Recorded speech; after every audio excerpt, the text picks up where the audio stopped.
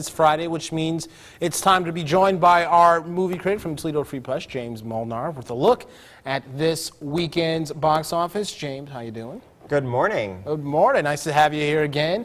And we've got two movies on the agenda this one for the kids and one not so much, all right? The first Probably not. No, you probably don't want to send your kids to the next one. The first one, though, is a sequel or prequel, if you will. Correct. We're talking Monsters, Inc. Tell us a little bit about it. Yeah, Monsters University comes out today from the folks at Pixar. It's their 14th film that they're releasing. And this one is, like all of their sequels, it's good, but I would say it's better than some of their other sequels in the past. And this follows the adventures of James P. Sullivan, the blue tall monster there, and Mike Wazowski, the one-eyed green monster. And we get to find out kind of their origin story, how they met, and they met in college at the university at the very prestigious School of Scaring. Their dean is actually voiced by Helen Mirren in a very good role.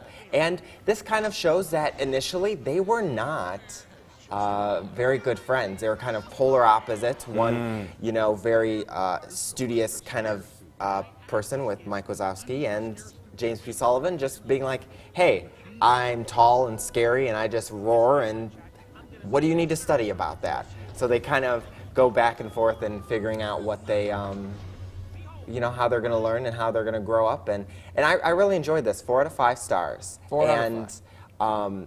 Like I said, I didn't love it because with this movie you didn't have a character, a young person like Boo, like the young one that we saw in 2001's Monsters, Inc.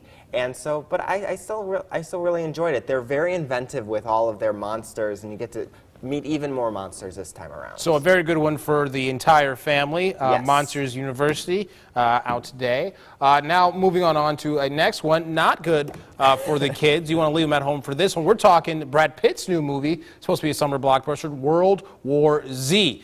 Tell us a bit about this one. Not your average zombie movie. No, Brad Pitt is working for the United Nations, and he's kind of sent out into the world to figure out what is going on with these running crowds, these steroid-laced zombies that are running, and you're just not quite sure what to expect with this movie. And of course, he has a family. He's trying to protect his family.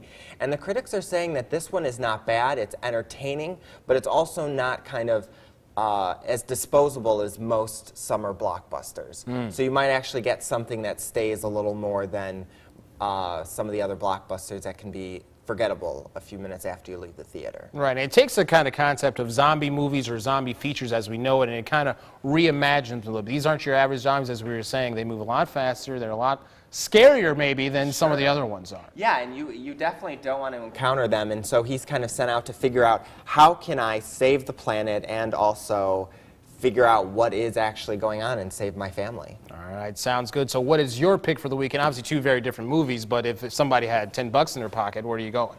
Well, I really liked, if you're a Monsters, Inc. fan, go see not World War Z, go see Monsters University. And if you're a zombie fan, of course, you got to go with the Brad Pitt actions. Something for everyone. All right, James Molnar, thank you very much. Our film critic here, thanks so much for joining us.